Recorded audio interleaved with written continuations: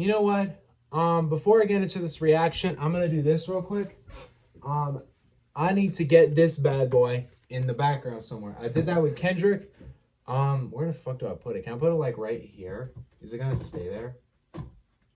Is it going to work? Hold on. I want to see if I can get this to work. Can I do this shit? Holy shit, that worked. Okay. Remove that down. All right, my lighting is terrible today. I don't give a fuck though. I may just have to do this for some of the video. So, I feel like this is an important moment for like not just Nas fans, not just the hip hop realm, not just my reaction channel, but like in like my channel's history. I feel like this is important because that first reaction I did to King's Disease was like it was my first album reaction, and it was kind of the first music video I did that like actually got me somewhere. Like I got tons of subs from that channel. I got tons of support from the Nas fandom. And as somebody who Nas kind of changed my whole perspective on music, it's like very important to me that that video did so well. And pretty much every video I've done for it since then has been big. But the Magic video, I consider to be the most important video in this channel's history. Not just because of the amount of views that video got, but because that video got me recognized by fucking Hit Boy. I don't know if everybody watching this is going to be new to me, but when that album dropped, Hit Boy posted a clip of me reacting to him announcing this album as like on his Instagram page. So Hit Boy is seeing my face and he saw my reaction. So that's crazy to me. That was one of the biggest moments in this channel's history, in my opinion. That completely changed my outlook on making music and just everything in it. So now we're here, third King's Disease. I've spent the last 2 or 3 weeks just re-listening to this man's entire catalog. I finished it all last night. I had heard it already, but we did it again. We're here. We're here at the, I don't know if this is the final record in this series. I don't know what he's doing. All I know is this is a big moment. It's a big moment for me.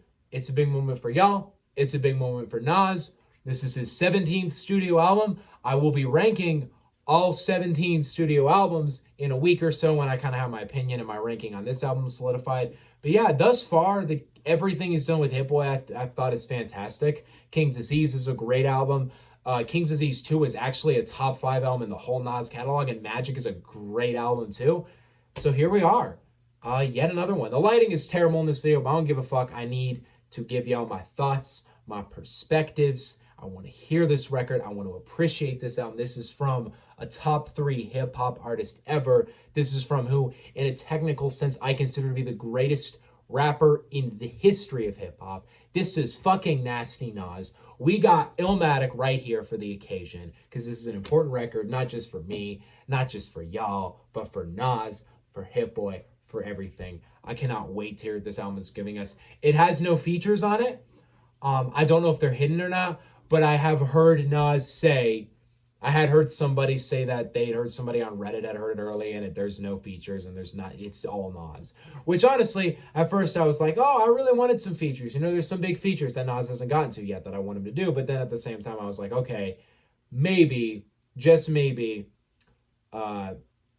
it's not gonna, maybe it doesn't need to happen, right? So, yeah, I don't really have a whole lot to say on this track list. I don't, because there's not really any features. So I don't really have a whole lot to say. There is a track called WTF SMH, which I'm interested in how that track is pulled off. But he pulled off YKTV. So, yeah, we got Ghetto Reporter as the intro track of this one. King's Disease 3, 4th album by this duo. Let's hear it. King's Disease 3, let's fucking go.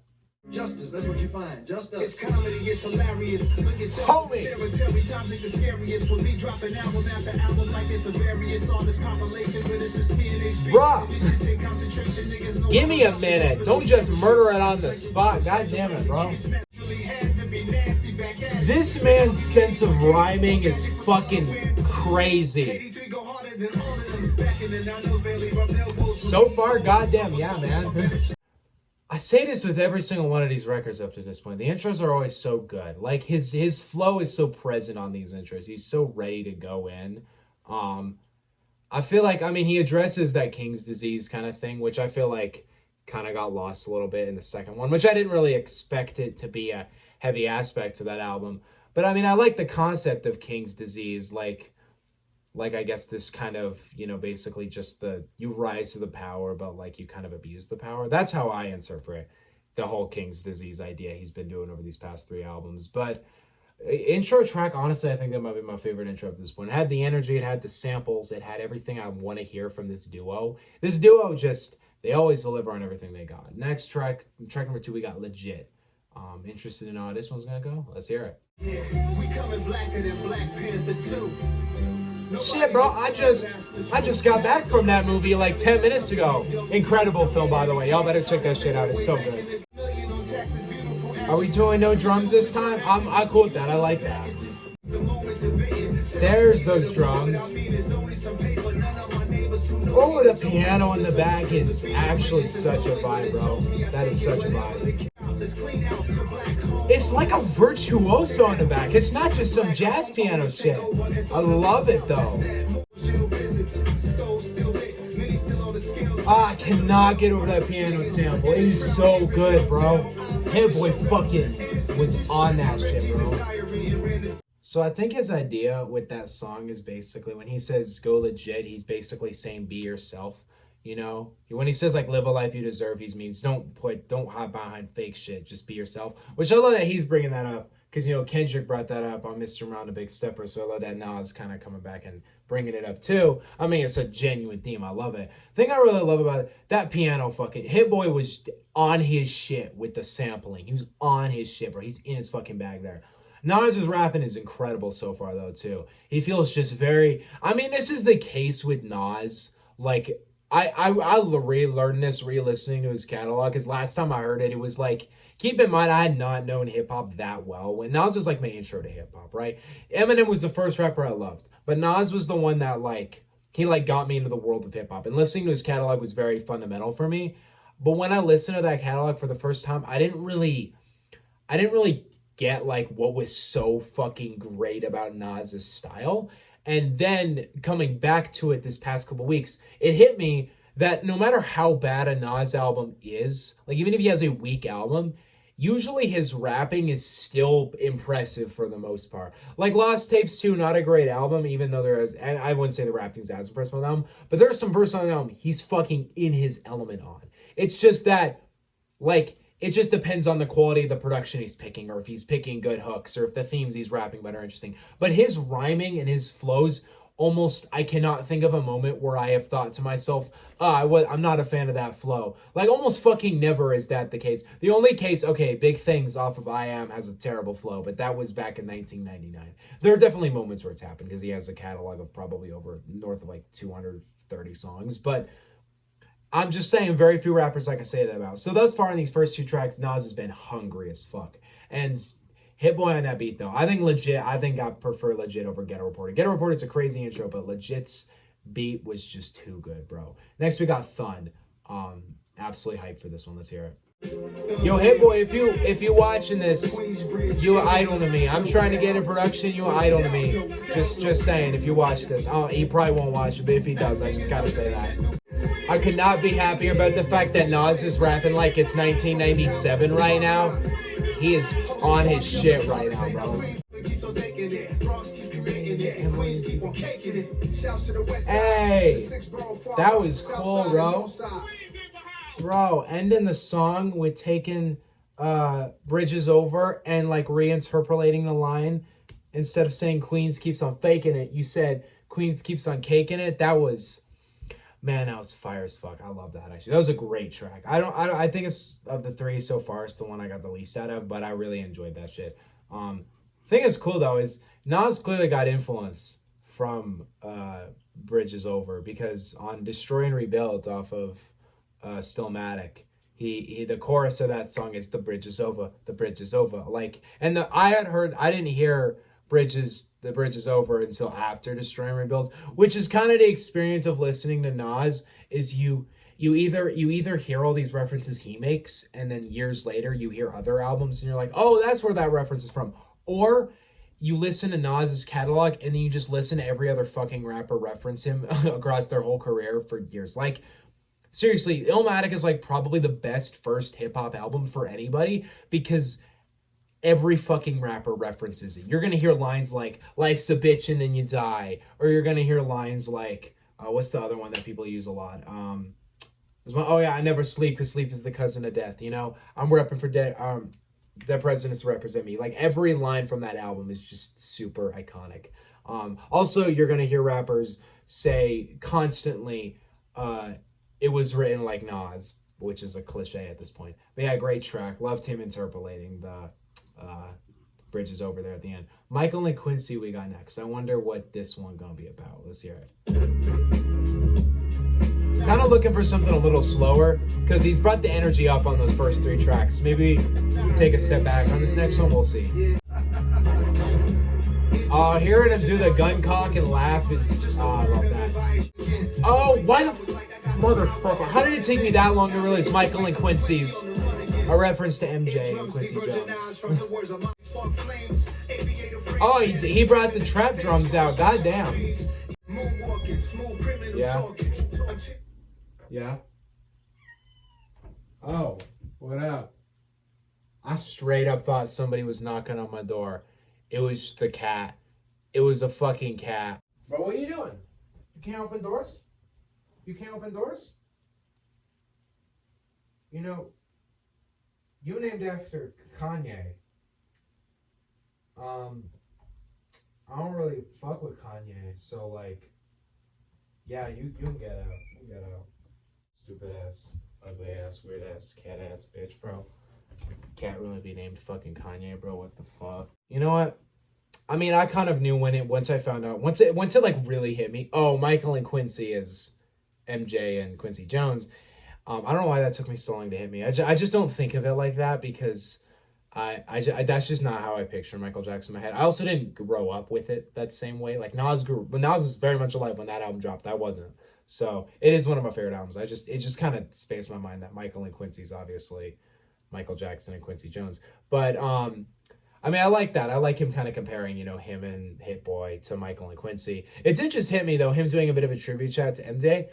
MJ, I don't know if he's done it before, but the part that I thought was interesting is that almost all of my favorite artists do some form of a tribute to Michael Jackson, like, or at least in some way like that. Like Kendrick has done tons of tributes to MJ. There's tons of different lines, references. He calls MJ one of the greatest. It's like, you know, MJ's obviously one of his favorites. The Weeknd, you know, I don't even have to explain The Weeknd's influence of MJ. And you got fucking Kanye, who just references MJ every other song. And now Nas, who just did a whole song paying tribute to MJ. It's like all of my favorite artists love MJ. And then you got Eminem, who beefed with MJ. So I don't even know. But next we got 30. Interested to know how this one's going to go. Let's hear it. Let that beat drop, bro. Come on. A divine creature ran through Dime Stevens. I turned blocks to pieces by the time you see Hit Boy. Hit Boy in his bag, bro. What the fuck? Oh, I love that sample, bro. That's epic as fuck, actually. Oh, premiere album might happen. Please do that shit, bro. Come on. Woo! God damn, bro. God damn. Took me a second to hit with 30 Summers, man. But in 2022, yeah, he has actually. Also, just gonna real quickly interject. I think this song is a direct nod to the track 27 Summers because it's the general same idea of him having been in the industry for like 27 years. Funny thing is that wasn't 3 years ago, that was 2 years ago, but you know, whatever. 30 Summers is technically correct because Halftime dropped in 1992. So he is right here. Do I got anything? Well, really, I think the big thing I really appreciated at that track, the beat was great, dude. Hit Boy has been picking some great samples up to this point. I think the thing that I think I most appreciate about that track, I mean, I love the Nas saying, shouting out like, "Oh, premiere album might still happen," which by the way would be fucking crazy. And Nas premiere album. I mean, they did just drop Beat Breaks, so they doing shit. You know, they in the studio together, right? But no, I don't want just Premier doing the scratching. I want Premier producing a full Nas album. You know why? Because that fool has made some of the greatest Nas tracks ever. He made NY State of Mind, I think. Am I wrong about that? No, he did. You know, he made NY State of Mind. He made Nas's Like too. There's tons of other examples in his career where he's fucking been in his bag with Nas. I don't want just no beat scratching, right? I mean, I kind of love the fact that he gets to list as a feature for just scratching, but like I need a whole album just produced by Premier. Great track, actually, fucking phenomenal beats, amazing flow, fucking love that track. Next we got Hood to Hood. Let's hear it. Homie sounds younger on this album than he did on the last two. Like he just does. Man, that was a good track. That was a good track. Hearing Nas basically kind of talk about like his loyalty to that he remains to the hood, to me is always cool. The thing I did like about that track though, I mean there's some element about how the fact that, you know, Nas is like he's still rapping about the hood because that's his thing, but he's still rapping about it like it was yesterday, and I love that fact. And I love the fact that he is always in touch with those roots because like that's what made him. That's what made Illmatic was the hood. It was street life. That's what made that album so good. So like him continuing to always reference and go back to me is always gonna be cool. I love that track. I love him kind of shouting out each hood, just kind of showing his love for them. But yeah, there's an element to this record up to this point that King's Disease 2 didn't have. I feel like King's Disease 2 is trying an array of more things, but it wasn't keeping it as consistent.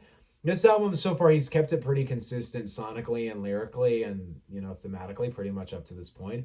It's been very just vicious. It's been kind of like Magic. Like Magic to me was an album where Nas pretty much went the entire time just murdering each verse, just having high energy, great tracks or high energy Hit Boy tracks. And so far, that's what this has been up to this point. But there is a side of me that's like, hey, maybe you can dial it back a little bit for a couple songs. Maybe we can get a couple more slow songs. Because I don't think I'm a fuck with. I don't think I'm gonna be into it enough for it to be 17 tracks long. And I mean, this you know, it's the third King's Disease. You know, bring some pretty heavy topics to this one. Try some new things. You know, I think it's cool though up to this point. I really enjoyed it so far. Like the beats are all fantastic, the flows are all great. I'm not complaining. I'm hopeful that he tries some new shit coming forward, you know? Next we got Recession Proof. Let's hear it. Sick like bass sample. Like kind of funky. I like that. Alright, Recession Proof. I like that song. I do. I like the idea of the song. I like the idea of nobody being recession proof. I like how he's incorporating that into the track. The beat was fantastic. I love that sampling. Great track overall. I don't have a whole lot to say on it lyrically, but I like what it offered as a whole. It was a nice track. Next we got Reminisce. Let's hear it. Well, I feel like this one gonna have a little bit of a soul vibe to it, you know? With that sample, yeah. Oh, you got the high-pitched soul samples. Oh, yes.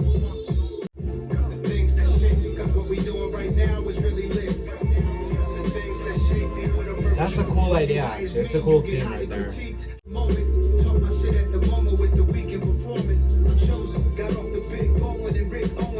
What about the weekend performance? Homie, what did it, what? When they try to say it first, what you might say about them. Why you stuck in the past, I stay vibing. Can't just reminisce, only gotta live in the moment. Talk my shit at the moment with the weekend performing. I'm chosen, got off the big bone. That's crazy. I wonder why he mentioned that though, huh? Man, that was a great track, actually. That's one of my favorites up to this point. Loved Hit Boy's beat there. But I think Nas's depth on that song was a little, it was interesting to me. I love Nas talking about, I love the idea, I love the premise of that song, basically being like, he doesn't like reminiscing because he's like loving life right now. Like he's in the moment, it's great, he's killing it right now. He doesn't want to think about the past and all the bad shit that's happened then, because he's like, right now, this is the future right now.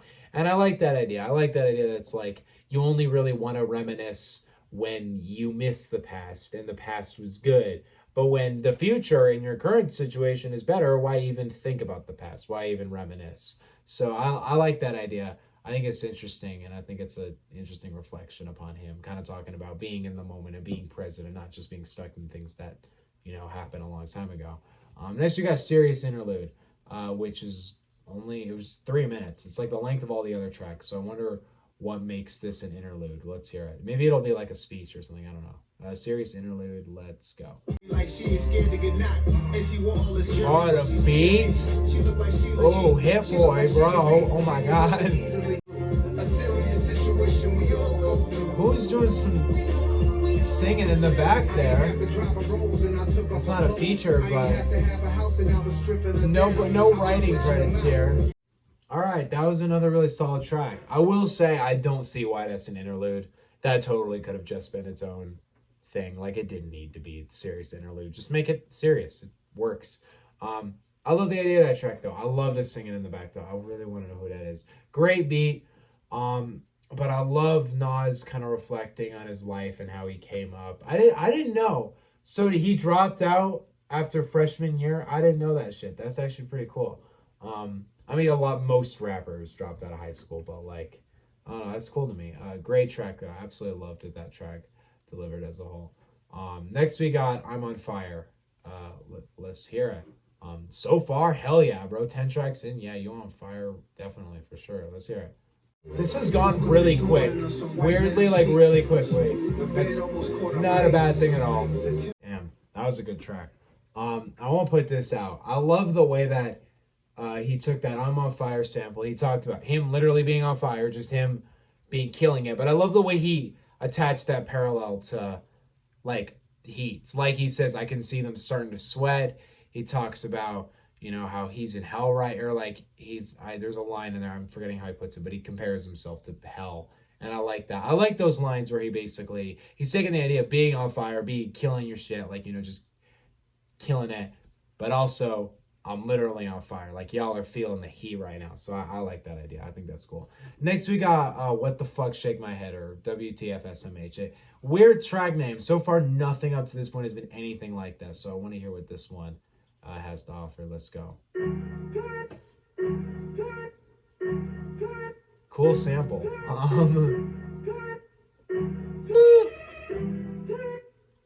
Oh, we just changed keys. Can't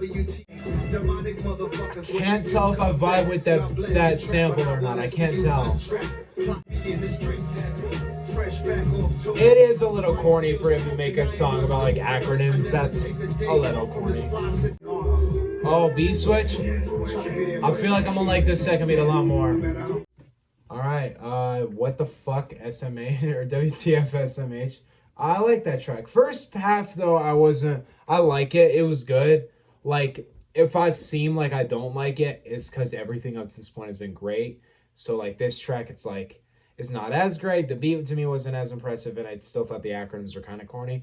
But second half of the track, he came and brought it home really well. I love the way he kind of discussed kind of gun violence and shit, kind of based in, you know, systemic racism. I love the way he tied that together. I think he just tied a lot of really deep themes together, and I love the way he was able to go off, you know, without that beat. So to me, that was a really solid track. Not my favorite, but I do like what it had to offer. Next, we got Once a Man, Twice a Child. I'm interested to know what this... I remember looking at the track list before this came out, and I was like, oh, I wonder what that one's bringing to the table. So let's hear it. Once a Man, Twice a Child. Let's go. Smooth beat from Hit Boy right there. Smooth beat. I love the idea of that track pretty much being like, you know, when you're a kid, you can kind of handle shit. So you kind of, I think the thing he's kind of implying here is it's like, you kind of have like more than one chance to make it. You know, you can fuck up as a kid, you can do that shit and you can bounce back. But like, as a man, you can't do that. You know, you don't have as many chances. You're not as strong. I love the line, like, kind of go to, like, basically his message is go do what you want to do now, because you're the youngest now than you'll ever be. You're not getting younger from here. You're not getting more, you know, you're not getting, you know, more, I guess, I don't know how to word it, but like, I mean, just generally younger. You're not going to ever be younger again. This is the youngest you're ever going to be again. So might as well go out and do that shit. I like that idea. I like that theme. I like Nas bringing it back to a deeper realm, because I feel like this is a very deep thinking man, and it's cool to hear him do that shit on these records still. Even in 2022, he's still delivering some deep messages. Next, we got Get Light. Let's hear what this one's bringing to the table. That's a neat sample. Nah, y'all know I'm a sucker for... Damn. Y'all know I'm a sucker for saxophone, bro. Y'all know if that shit's in a song, I eat it up.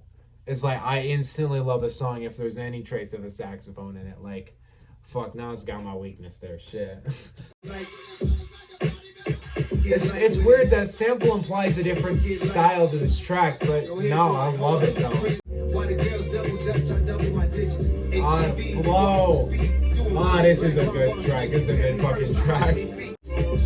God, Hit Boy in his bag on this beat, dude. He's in his bag here. Oh, we got the Biggie reference in the back with the party and bullshit. I like that. I like that. That's cool. I love when Nas references Biggie. It's so cool, man. Here's the thing about anybody else doing a Biggie reference like that. Is almost any other rapper out, they can't do it from a peer perspective. They can only do it from like a legend perspective, like a tribute. Like, wow, Biggie was such a legend to me. I'm gonna, he's such a legend to me growing up. I'm gonna, tribute him in my track. I'm gonna reference him. But when Nas does it, it's like respect to his peer. Like these, like I think. No, they dropped these two dropped their debut album the same year. I think they dropped their debut single the same year in '92. So like Nas fully sees Biggie as like an equal, as another rapper who was coming up in New York at the time. Obviously they had beef at the end of Biggie's life because, Nas kind of claimed he was king of New York. But I think the whole idea of this track, I mean, I like the way he referenced Party and Bullshit at the end of that. That was cool. Overall, great track though. Great beat. Great flow from Nas. Loved the production. Loved everything about the way that track came together. Next we got First Time. Let's hear it. We got 3 tracks left of the actual project, and then we go to this bonus track. So let's hear it. You probably heard somebody say that I pick bad beats, but I pick bad freaks. Narratives they running. That is a really stupid narrative that's put around, is he picks bad beats. Stupid ass narrative. I like Nas taking a track about like the idea of hearing somebody for the first time, because he's right, that is a special moment with the first time you hear your favorite artist, and how you reflect to it and how you see it now. But I also like the fact that he tied that back to his favorite artists, like hearing MJ for the first time, hearing Marvin Gaye for the first time. I like that idea that he did there. It even made me think, yeah, so the first time I heard Nas, I remember it was because the thought went through my head back in January 2020. I was like, I bet I know every song on the top 50 greatest songs of all time. You guys know that website, the top 10s, where you like vote on these lists? It's not a good website, but that was where it began for me, because I remember thinking, I bet I know every song here. And number 6 was NY State of Mind. I was like, oh, that Nas guy, I've heard of him once or twice. Maybe I'll check it out. And I heard it, and I remember thinking, oh yeah, this is pretty good. This is a nice track. And then a couple months later, it started growing me a little bit. Then I started like listening to a ton of 90s hip hop. I just was really getting into a lot of these artists' biggest hits. And then I was like, fuck it, buckle down. Nas is going to be the first artist's catalog I listen to. So yeah, I put on Illmatic. I listened to that album. It was like the greatest experience I had had with an album up to that point. I loved it so much. And then from that point on, he's been one of my favorite artists. Easily top 3 for me at this point. My favorite artist, if y'all don't know, my go is The Weeknd. This is only recently that I've decided this, but yeah, I would call The Weeknd my number 1 favorite artist up to this point. I think his catalog is the most replayable to me. I listen to him easily the most of any artist. His music has impacted me, I think, more than any other artist. I can't even remember it. It was probably Can't Feel My Face back when that song came out. Or actually, no, it wouldn't have been when the song came out, because I remember seeing Starboy come out, and I didn't know The Weeknd. But I do remember hearing Can't Feel My Face when I was in like 5th grade. And I loved it. It was such a good song. I didn't know it was about cocaine. And yeah, I feel like, yeah, that's kind of how I guess I heard my favorite artists. It is interesting, though, to reflect on how I heard all my favorite artists. Like Kendrick, it was Humble. I hated it. It was like, I did not like Humble at all when I first heard it. And I remember thinking, God, this Kendrick guy sucks. Which is ironic now because, he's my favorite rapper of all time. But yeah, it is a cool reflection. Nas is very correct about that. Got me thinking about my first time hearing Nas and my first time hearing a lot of my favorite rappers. Beef. Let's hear this song, Beef. I wonder if I feel like he has a song that... It's making me think MF Doom, but that might just be because that vinyl's on the wall, like right there where my finger is, like right there. And also there's like the rap Beef track on that album. Anyway, Beef, let's hear it. Yeah, I just gotta check real quick. It's not okay, because it did the 4 count off, so I thought it was Pharrell for a sec. It wasn't though. Oh shit! How did it take me that long to realize he's rapping from the perspective of Beef? Huh?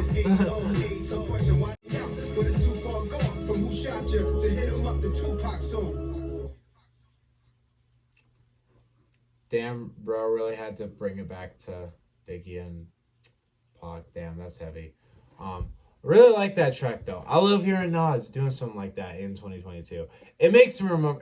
Obviously, it's gonna draw parallels to "I Gave You Power" because that's such an incredible track. And obviously, I don't think this is as incredible as "I Gave You Power," but I also think "I Gave You Power" is like a benchmark in storytelling hip hop. It's such an incredible song, and I think the way he rapped from the perspective of a motherfucking gun, and he made you have sympathy for the gun, and he addressed like gun violence in such a very head-on way. I love that song so much. This song to me, I don't think he gets you to think of Beef as much as a person as you do as what it is, as a idea basically. But I love the way he does really just say beef is what's taking people's lives, beef is what's causing so much violence, beef is really holding everybody back.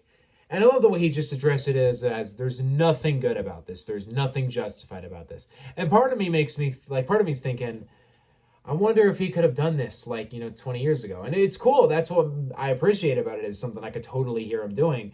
But the thing is I mean, at really this is the only time period I know in Nas's career, except like Life is Good, where he wasn't beefing with anybody. Like even all the way back on Untitled, he was still beefing with 50 Cent. Like that's still a thing.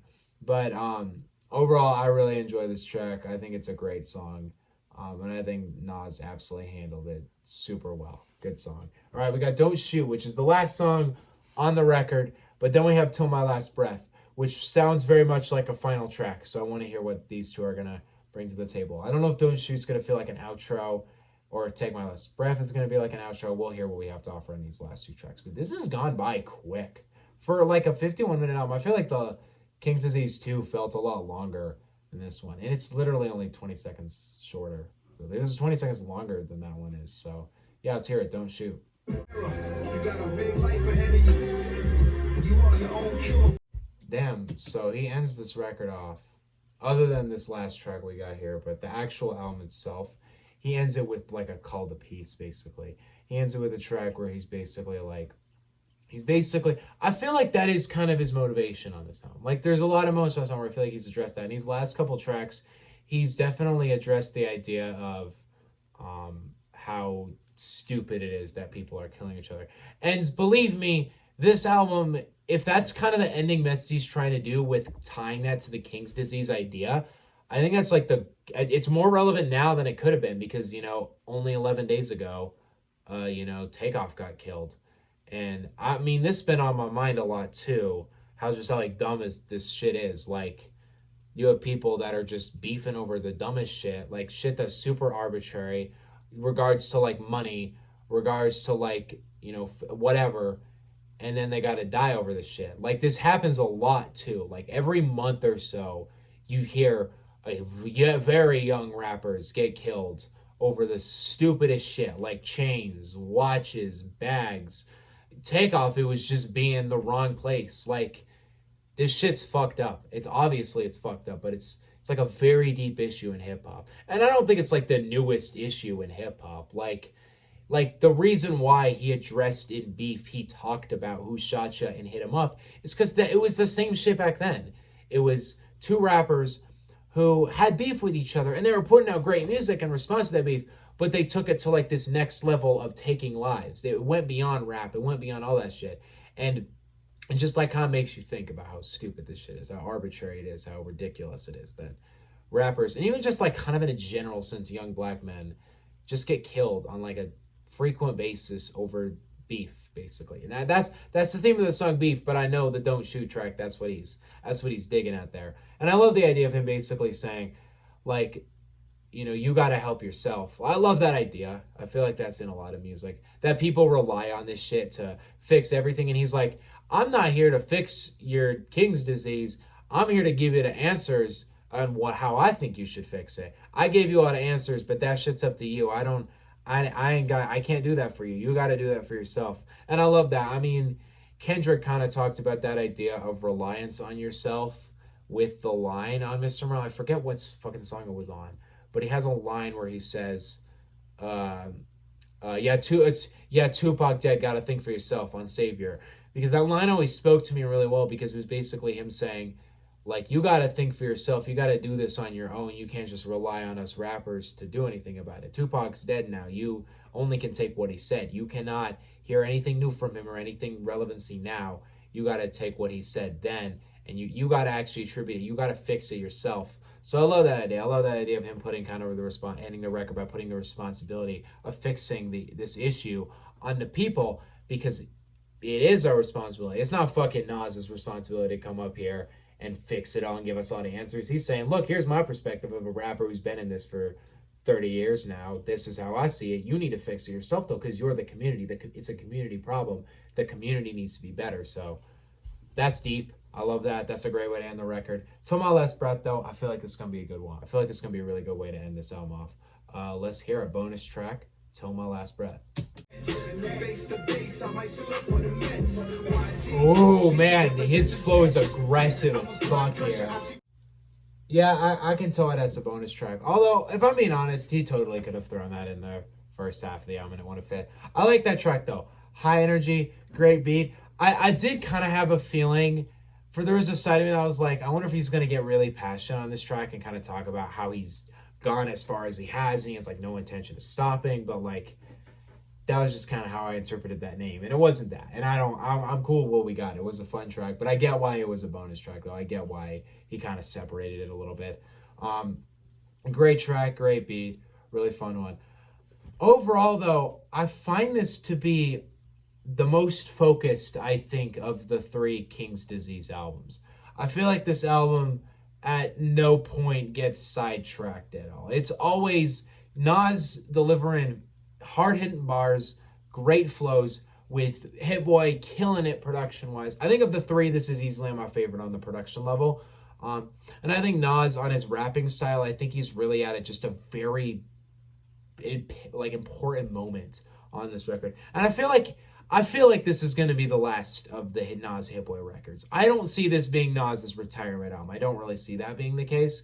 But I will say, like, I totally see Nas doing another record in the next year or so. But I think, to me, if this is the last Hit Boy Nas record, I think they absolutely came at it head on with great energy, great charisma as a producer and a rapper. And I think it continues to show that Hit Boy's production brings out it brings out like a beast in Nas that nobody saw coming in the 2020s. Like, in 2019, I remember thinking, like, damn, I think Nas is kind of done. Like, after the last tapes too, I was like, I don't know if I'm going to see this man do another great album. But no, he's proven that he's on his bullshit in 2022. I struggle to say if I like this more than the first one. I definitely do. I like this more than Magic, because this had everything I liked about Magic, just more. So it inherently was better than Magic for me. Between this and 2, though, I don't know, because I think 2 for me was a great experience because it delivered moments that I appreciate so much from Nas, like a track with Eminem. Finally, I've been waiting years for that one, or tracks with like way more trap acts like a Boogie with a Hoodie and Blast, or the Miss Lauryn Hill feature. I love that. That was such a cool thing too. But I also feel like that album did have a bit of an unfocused feeling to it. This album feels super head-on, focused in its element in the moment, and I love it for that. I think this is a great album so far. Or just like as a record, as I feel like I'm going to get this over the next couple weeks, I feel like I'm going to really enjoy this record a lot. It's consistent. It's fun. I really appreciate the fact that Nas did take this album solo. I think with the sound he was going with, I think that was the best idea. As much as there are collabs that I think Nas never gotten to that I would die to finally get, I think him kind of going into this record, just kind of going head on solo, I think allowed him to not really ever get sidetracked, because there are moments on those other records where he is trying to mesh with the other artists, but him just doing his own thing the entire time, he's just like, let me do my own thing, bro. Let me and Hit Boy just carry the entire hour and see how it goes. And it ends up going fantastically. 17 tracks, super consistent, super fun, clearly well thought out, great album, honestly. There's a side of me that does feel like this might be my favorite between this 2 so far. I don't know if it's better than 2 for me, because 2 just had so many incredible moments on it. But nah, this is a solid fucking album. This is a solid fucking album. Nas was in his fucking bag doing this. And the thing I love best, I think rapping ability wise, this is the best. Like, right, this honestly, and on a rapping ability level, fuck, this might be the best album since Godson. And I use Godson as a benchmark because that's the last Nas album that I adored. Like I really like Nas albums since then, but that's the one that's like amazing in my opinion. And that's kind of the benchmark for him for me over the last 20 years. But yeah, I haven't heard this man so hungry on an album in like 20 years now, and it's incredible. What do you guys think on King's Disease 3? Let me know in the comment section below. Don't forget to subscribe. Brockhampton. Oh, well, my next video is probably going to be the ranking of all Nas albums. I may do a review for this album. We'll see. I did it for the first one, but I haven't done it for the last two Nas projects. And it was just because on re-listens, I didn't really get a whole lot of new stuff on it. But I'll re-listen to this record, see what I think. There's a new Quebec album out. I'll see if I want to review that album. I'm going to listen to it first. I never ended up reviewing the West Side Gun album, so I'm kind of shaky about whether I'm actually going to get to reviewing it, but we'll see. On that elements and on that level, Brockhampton's album's next week. I may react to that. We'll see. I'm fucking super hyped for that album. But I mean, it depends on how it comes out. We'll see if I end up wanting to actually react to Brockhampton's final album. It is a bit of an important moment, so that's part of the reason I feel like I might react to it, but we'll see. Other than that, I don't got a whole lot to say. See you guys next time. Peace out. Yeah. Bye.